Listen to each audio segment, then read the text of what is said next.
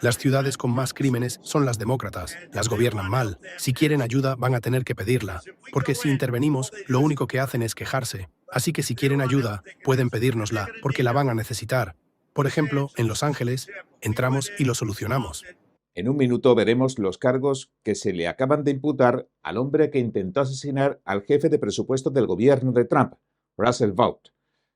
También veremos la detención de un sospechoso clave en el atentado de Benghazi 2012 que costó la vida a 4 estadounidenses. Y la alerta por una nueva amenaza en drogas sintéticas, el potente sedante veterinario medetomidina, que aumenta los peligros del fentanilo en las calles del país. Y ahora, entremos en materia. Esta tarde se confirmaron los cargos contra el acusado de intentar asesinar a Russell Vought, el director de la Oficina de Gestión y Presupuesto estadounidense, la OMB. Detuvieron al presunto agresor, un vecino de Maryland, de 26 años, llamado Colin DeMarco. Apareció en la residencia de Vought en Virginia. Iba armado y portaba un equipo sospechoso. Las autoridades federales y locales aseguran que Vought y su familia no resultaron heridos y que el arresto oportuno pudo haber impedido un hecho trágico. Vought ocupa uno de los cargos más influyentes del gobierno de Washington.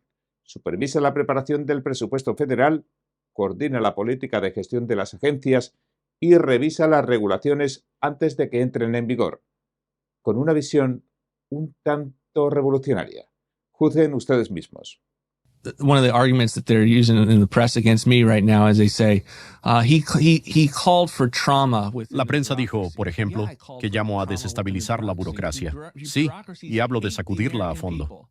Las burocracias detestan al pueblo. Le impusieron 18 meses de prisión a un veterano de la Marina con 77 años por construir 4 cortafuegos en su rancho para combatir los incendios. Ni siquiera fue el Departamento de Justicia, sino Medio Ambiente. Han convertido cada agencia, no hablo ya del gran gobierno, en armas contra la ciudadanía. Por eso queremos golpear estas burocracias hasta que el pueblo estadounidense se libere. Su papel es técnico, pero central, y aunque no vota ni aprueba leyes, reparte cientos de miles de millones de dólares cada año. Lo nombró directamente el presidente Donald Trump, y el Senado lo confirmó. Según los documentos judiciales y los reportes policiales, detuvieron al presunto agresor en enero de 2026, tras presentarse en la casa de Vought con mascarilla quirúrgica, guantes y presuntamente un arma. Declaró que temía una, cito, toma fascista del país, tras la reelección de Donald Trump, y que planeaban actuar violentamente contra los funcionarios federales como Vought. Las autoridades federales lo han acusado de intento de asesinato y otros cargos relacionados con las amenazas. La OMB, la oficina que dirige Vought, es crucial para la administración federal. Históricamente, los directores de esta oficina permanecen bajo alta seguridad discreta, pero nunca se había reportado un atentado en la residencia de ninguno. El hecho refleja tanto la tensión política en Washington como la vulnerabilidad de los funcionarios de alto rango frente a los radicales o a los que se han radicalizado. DeMarco ya ha sido puesto a disposición federal. Las audiencias se han programado para las próximas semanas y podrían caerle penas graves si le hallan culpable, como varios años en prisión. Los fiscales subrayan hechos como la preparación del atentado y la intención explícita de causar daño como agravante. Esto elevaría el caso a un nivel de máxima gravedad bajo la ley federal. El caso se produce mientras no deja de aumentar la polarización política. Si bien Vought ha ocupado este cargo antes, ha jugado su rol siempre detrás de escena. Entre bambalinas, se encarga de preparar presupuestos y revisar regulaciones. Que un funcionario con esta trayectoria sea objeto de un atentado físico planificado genera preguntas sobre la seguridad de los que están manejando la política fiscal y económica del país y subraya la necesidad de coordinación entre autoridades federales y locales. El Servicio de Alguaciles de Estados Unidos, responsable de la protección de los altos funcionarios, confirmó que han lanzado medidas preventivas inmediatas, han reforzado la seguridad perimetral y rastrean digitalmente los pasos del sospechoso mientras se coordinan con agencias locales y federales. Realizaron la detención sin riesgo para los vecinos de la zona, según dijeron, y permitió esto también detener al hombre antes de que pudiera ejecutar el acto violento. Desde la Casa Blanca, sus portavoces subrayaron que la prioridad es proteger a los funcionarios y a sus familias, y que cualquier atentado planificado contra funcionarios del gobierno será tratado con todo el peso de la ley. Los expertos en seguridad política han señalado que casos de este tipo son raros. Sin embargo, reflejan el aumento de incidentes violentos contra figuras federales, particularmente durante ciclos electorales o momentos de alta tensión política. El caso de Colin DeMarco seguirá bajo investigación y juicio federal. Los fiscales presentarán evidencia del intento de asesinato y otros delitos asociados como las amenazas o la posesión de armas con intención criminal. Se espera que el proceso judicial sea público y que los detalles adicionales sobre motivaciones, planificación y contacto con terceros se hagan o se den a conocer conforme avance el caso. Mientras Faude continúa con sus responsabilidades en la OMB, este hecho resalta la intersección entre seguridad, política y administración pública. La capacidad del gobierno de proteger a sus funcionarios y garantizar la estabilidad de sus instituciones es fundamental. La noticia de hoy nos recuerda que, incluso en roles técnicos como la gestión presupuestaria, no se está exento de peligro. Ahora se espera que la acción coordinada de las autoridades pueda prevenir tragedias. Este caso es más que un hecho aislado. Es un recordatorio de la fragilidad de la seguridad de quienes trabajan entre bastidores en el gobierno federal. Hoy me enorgullece anunciar que el FBI ha detenido uno de los principales participantes en el atentado de Benghazi. Zubair al-Bakush. La justicia estadounidense confirmaba así hoy su detención. Es uno de los principales sospechosos del atentado que el 11 de septiembre de 2012 sufrieron las instalaciones diplomáticas estadounidenses en Benghazi, Libia. La fiscal general Pam Bondi dijo en Washington que este arresto marca un hito importante en un caso sin resolver desde hace más de una década. El incidente dejó un saldo trágico de 4 estadounidenses muertos. Entre las víctimas se encuentran, cito, el embajador Christopher Stevens, el empleado del Departamento de Estado Sean Smith y los contratistas de la CIA, Tyrone Boots y Glenn Doherty. El atentado alcanzó tanto un complejo diplomático donde residía el embajador como un anexo de la CIA cercano.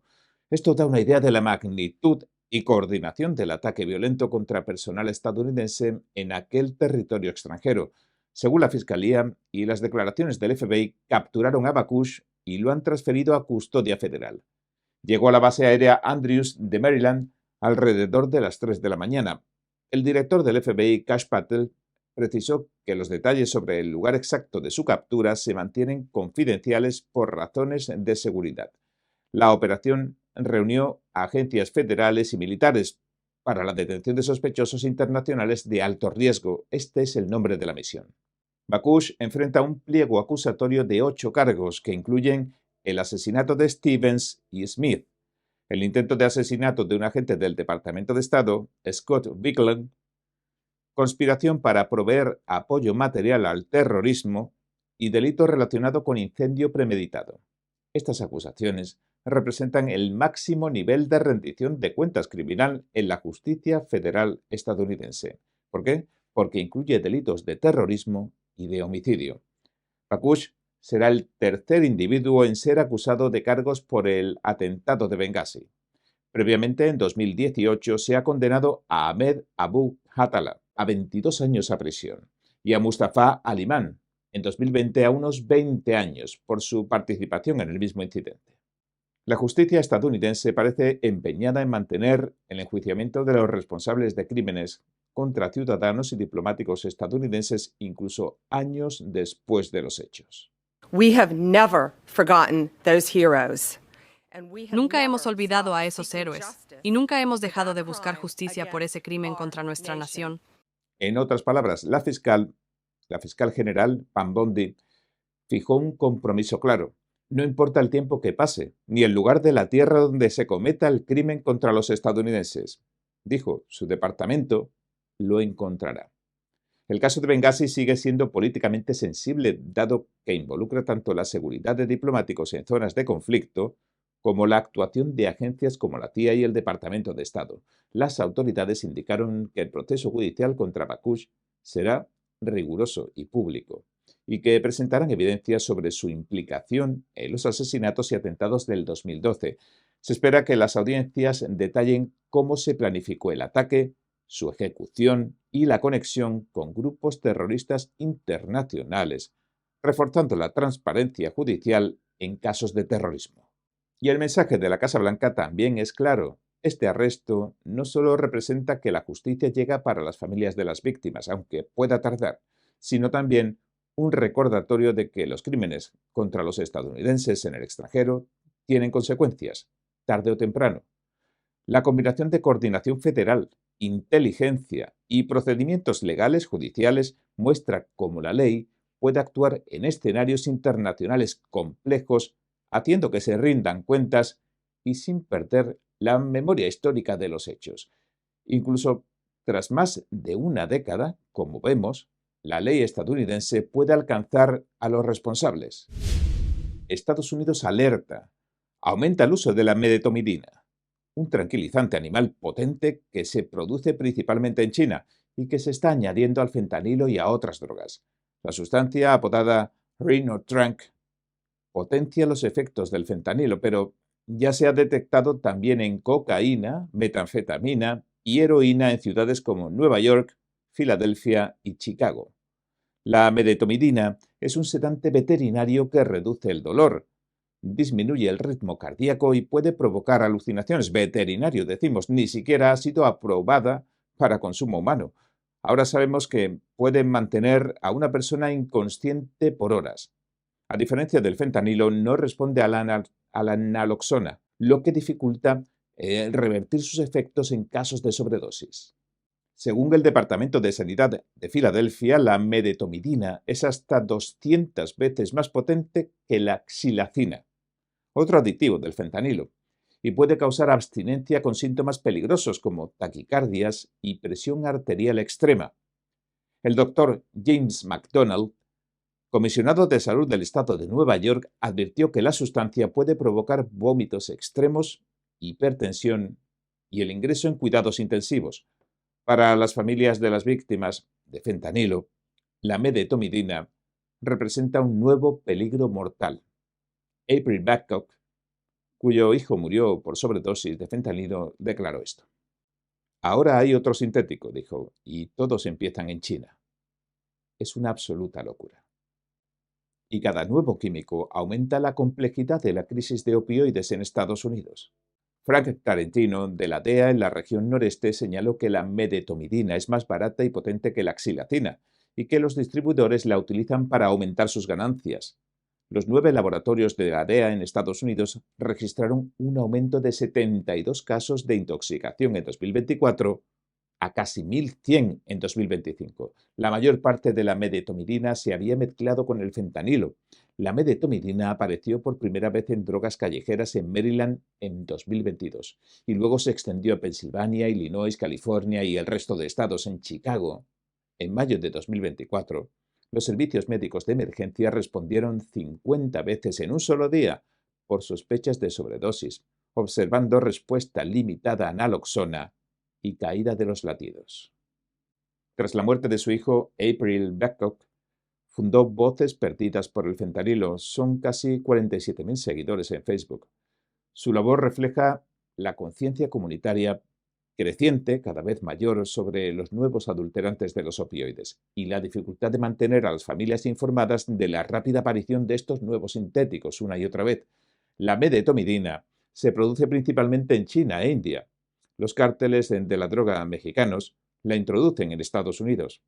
El agente Tarentino nos dijo que estos sintéticos, que llegan principalmente de China, están matando a los estadounidenses en masa y que Estados Unidos es el importador número 1 a nivel mundial. El principal importador, la DEA, junto a otras agencias, trabajan para interrumpir la cadena de suministro internacional. En diciembre de 2025, Nueva York emitió una alerta de salud tras detectar medetomidina en 37% de muestras de opioides, un aumento desde el 4% en mayo de 2024. Los laboratorios de la DEA también reportaron su presencia en 24%, un cuarto de las drogas confiscadas en el noreste de Estados Unidos. A pesar de la presencia de medetomidina, las muertes por opioides sintéticos han disminuido aproximadamente un 25% desde febrero de 2024 a enero de 2025, según los datos provisionales de los CDC, y eso es una buena noticia. Pero la interrupción de la cadena de suministros de precursores de fentanilo, que viene de China y que la administración Trump está intentando parar, puede estar contribuyendo a esta reducción. La operación América Libre de Fentanilo busca interrumpir esta cadena de suministro del fentanilo, responsabilizar a los distribuidores y proteger a la comunidad estadounidense. El agente Tarantino nos dijo esto para concluir. Nuestra prioridad es la comunidad y los estadounidenses. Las ciudades con más crímenes son las demócratas. Las gobiernan mal. Si quieren ayuda, van a tener que pedirla. Porque si intervenimos, lo único que hacen es quejarse. Así que si quieren ayuda, pueden pedírnosla, porque la van a necesitar. Por ejemplo, en Los Ángeles, entramos y lo solucionamos. Washington vuelve a vivir horas decisivas. Con las midterm en el horizonte inmediato y en mitad de los operativos migratorios de deportación y contra el crimen que se extienden a lo largo y ancho de Estados Unidos, el presidente Donald Trump anuncia que las autoridades federales dejarán de responder a las protestas anti-ICE en las jurisdicciones demócratas, pero que seguirán protegiendo enérgicamente la propiedad federal. Además, se plantea desplegar más tropas.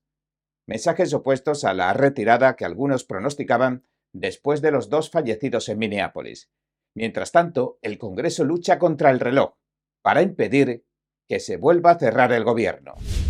Le he dado instrucciones a la secretaria de Seguridad Nacional, Kristi Noem, que bajo ninguna circunstancia participaremos en las protestas o disturbios de las mal administradas ciudades demócratas a menos que nos soliciten ayuda, escribió Trump y añadió. Sin embargo, protegeremos con gran firmeza todos los edificios federales que ataquen estos lunáticos, agitadores e insurrectos tan bien pagados.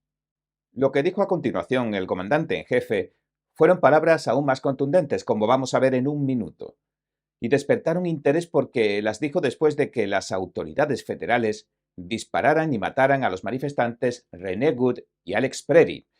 Los 2 fallecimientos ocurrieron durante las últimas operaciones de control de inmigración en Minnesota. Un agente del Servicio de Inmigración y Control de Aduanas, el ICE, disparó a Good el 7 de enero cuando ésta lo atropelló con su camioneta. Las autoridades informaron que el agente del ICE sufrió una hemorragia interna durante el incidente. Un agente de la Oficina de Aduanas y Protección Fronteriza, la CBP, disparó mortalmente también a Preti el 24 de enero durante un altercado. Las imágenes del incidente muestran que Preti estaba grabando a las autoridades federales con su teléfono y que se interpuso entre uno de los agentes de la patrulla fronteriza y otra manifestante, a quien el agente había empujado al suelo. El incidente derivó en un forcejeo entre Preti y varios agentes federales y al menos uno le disparó. Se cree que 2. Preti tenía permiso para portar armas de fuego y portaba una pistola en el momento del altercado. Su muerte es ahora objeto de una investigación federal de derechos civiles. Los representantes de la familia de Preri han confirmado que le filmaron en otro altercado con los agentes el 13 de enero, unos días antes, 10 días. Parece escupir en dirección al vehículo, luego le arrancó una de las luces traseras a patadas y el vehículo se detuvo y varios agentes federales con máscaras lo derribaron al suelo. Posteriormente lo dejaría marcharse. Ahora, el presidente Trump dice que ha dado instrucciones para que el personal del ICE y de la patrulla fronteriza protejan la propiedad federal, cito, con mucha energía. Y añadió, no se les escupirá a nuestros oficiales en la cara, no se les darán puñetazos ni patadas a los faros de nuestros autos, y no se arrojarán piedras ni ladrillos a nuestros vehículos ni a nuestros guerreros patriotas. Si lo hacen, esas personas sufrirán consecuencias iguales o mayores. Señor presidente, volviendo a su mensaje sobre las protestas contra el ICE, ¿qué quiso decir con que la gente sufrirá consecuencias iguales o mayores?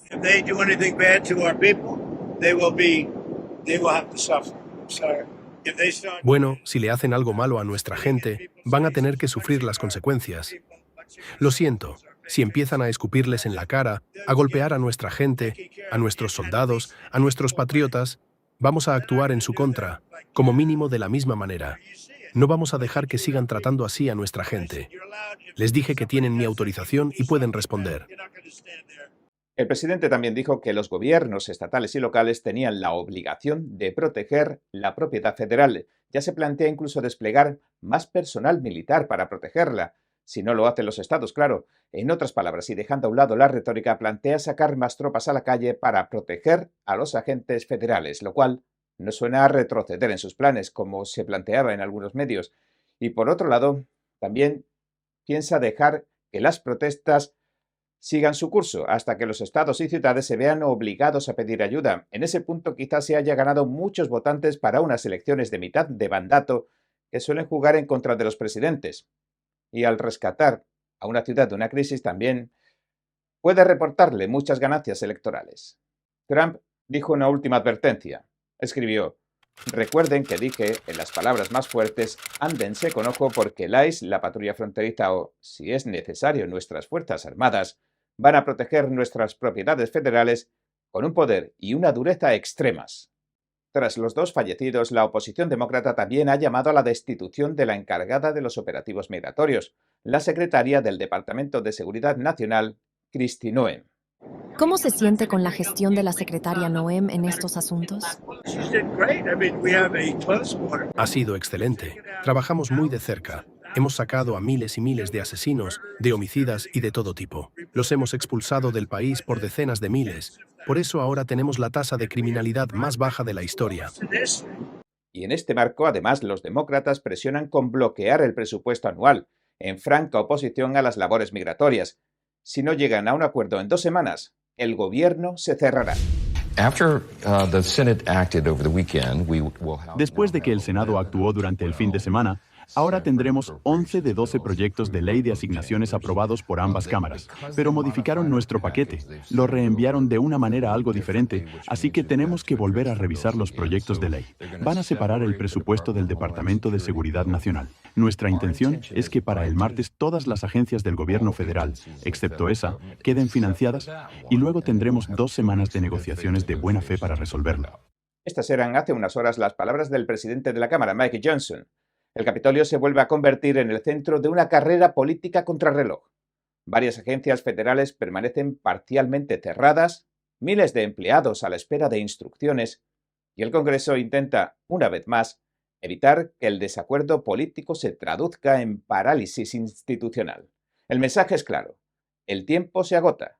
Contra el reloj no es solo una expresión, es la realidad que define estas horas en la capital de Estados Unidos. El cierre parcial del gobierno federal comenzó poco después de la medianoche del sábado. Se han visto afectadas varias áreas de la administración: los departamentos de Defensa, Trabajo, Salud y Servicios Humanos, Educación, Transporte, Vivienda, Desarrollo Urbano y Seguridad Nacional. Los sistemas están trabajando al mínimo.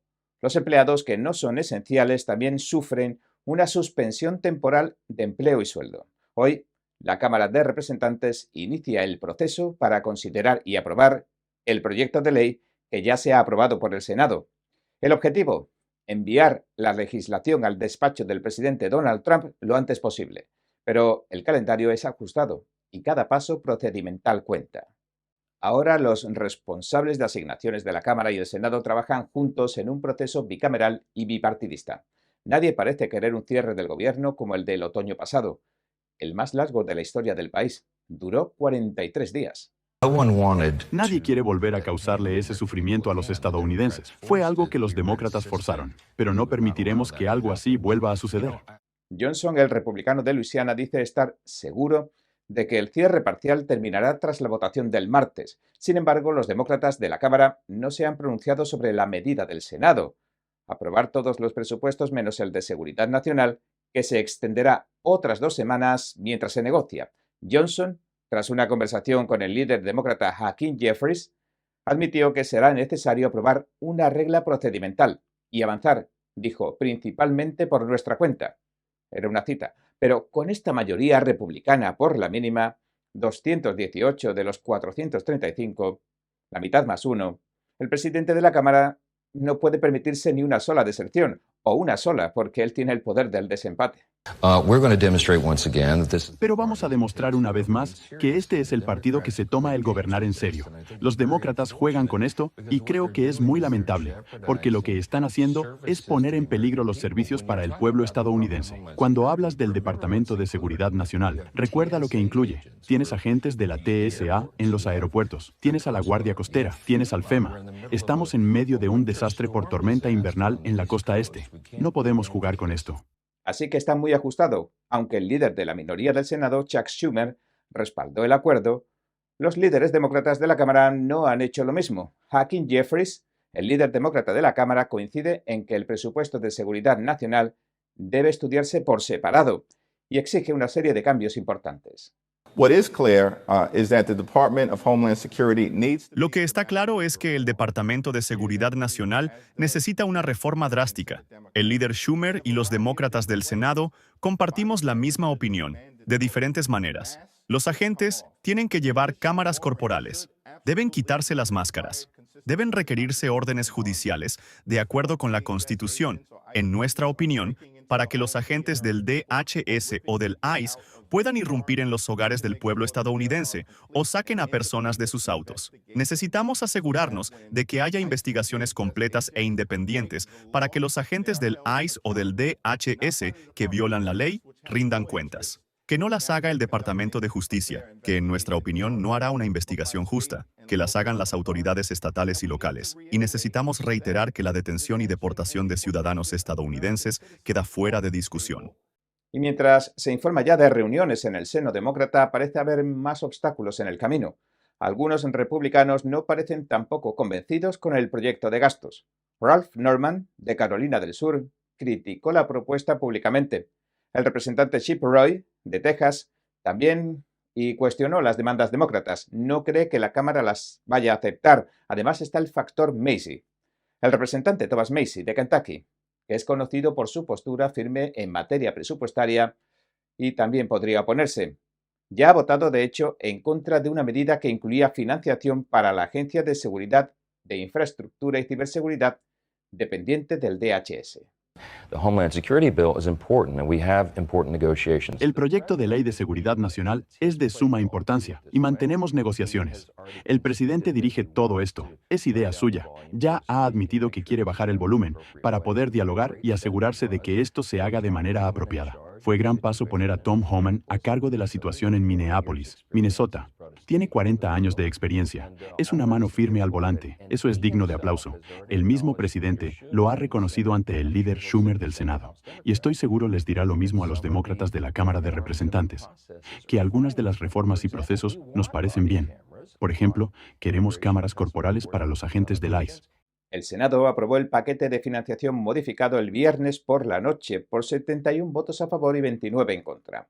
El presidente Trump ha pedido a las dos partes que cumplan con el acuerdo, financiar la mayor parte del gobierno hasta septiembre y extender la financiación del DHS mientras se negocia. Y mientras tanto, el Congreso debate reglas, votos y mayorías mínimas. El cierre parcial recuerda una verdad recurrente en la política estadounidense de los últimos tiempos. El presupuesto no es solo una cuestión contable, sino un reflejo de tensiones y equilibrios de poder, en detrimento, tristemente, de las prioridades de los estadounidenses. Entre pasillos silenciosos y oficinas a medio funcionamiento, Washington vuelve a enfrentarse a sí mismo, contra el reloj esta vez, otra vez, buscando una salida que permita al gobierno reanudar plenamente sus funciones. ¿Y usted qué opina de todo esto? Me interesaría saberlo. Déjemelo en los comentarios, por favor. Bien, este ha sido nuestro informe de hoy. Si le gustó, por favor, no olvide darle a me gusta, suscribirse y compartirlo. Gracias por ver En Primera Plana. Nos vemos mañana.